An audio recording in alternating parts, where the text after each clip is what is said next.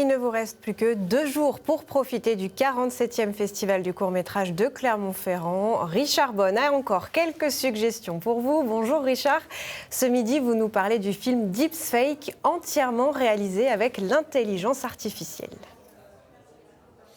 Oui, bonjour Camille, bonjour à tous. Alors effectivement, hier soir, la salle Cocteau de la Maison de la Culture a pu découvrir les films pop-up, ces films nés sur Internet. Et parmi les œuvres présentées, Deepfake, un film dont les images, vous l'avez dit, ont été générées par l'intelligence artificielle. On en parlera dans un instant avec la réalisatrice Anne Aurel. Bonjour. Bonjour. Alors c'est l'histoire d'une patate, toute la vie d'une patate, on peut le voir comme ça. Ou alors comme un pamphlet contre les diktats que nous impose la société. Je vous propose un extrait, on en parle juste après.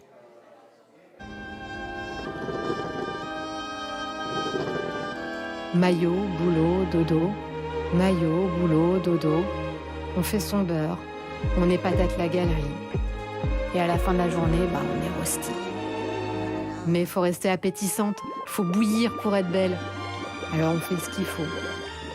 Pour que la fécule reste féculente, que le tubercule reste tuberculeux, que la chair reste ferme. Patatas bravas, patati patata. Ok, mais on fait comment quand on sait pas où poser ses racines? Purée.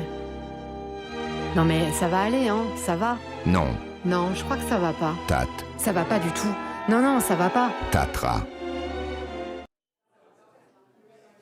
Patatras, vous vous êtes quand même bien amusé avec ce champ lexique à Anne Aurel.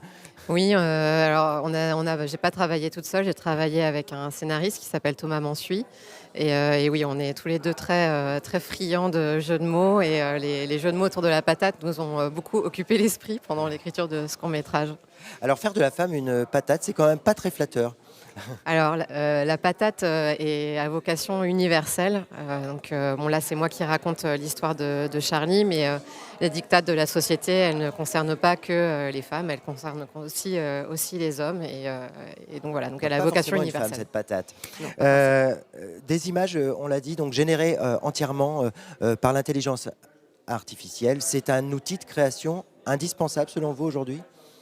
C'est un outil de création qui, je pense, est en train d'ouvrir un nouveau champ de la créativité qui est au même titre que la photographie est venue apporter une nouvelle façon de capter le monde, une nouvelle manière de proposer un regard sur la société ou de proposer un regard artistique. Et il y a une nouvelle scène de la création cinématographique qui est en train de se créer avec l'intelligence artificielle. Et il y a vraiment des très très belles choses qui sont en train de naître. Et j'invite tout le monde à regarder ça avec un œil curieux et ouvert et intéressé. Ce qui désacralise complètement le mythe de l'artiste seul face à sa création. Ah mais on est toujours seul face à sa création, il y a toujours une feuille blanche et il y a toujours le syndrome de l'imposteur qui traîne quelque part et il y a toujours des... Ça n'enlève pas les angoisses du créateur, ça c'est certain. Anne Aurel, vous êtes vraiment une artiste née sur Internet et c'est votre terrain de jeu. C'est mon terrain de jeu depuis longtemps, depuis une quinzaine d'années. Je suis passée par plein de choses différentes, l'animation, la performance, la chanson, la réalité augmentée, la réalité virtuelle et l'intelligence artificielle. C'est depuis 2022 à peu près que j'ai commencé à m'y intéresser. Très bien, merci beaucoup Anne Aurel. Donc on peut voir votre film Deepfake sur Internet sans problème. Vous avez juste à taper son nom sur votre moteur de recherche. Si la question de l'IA vous intéresse dans l'œuvre cinématographique, eh bien cet après-midi à 16h, il y a un débat à l'Institut d'Auvergne du développement et du territoire organisé par le festival. Bon festival à tous. Merci à vous Richard. On vous retrouve ce soir pour une nouvelle page consacrée au festival avec Valérie Mathieu.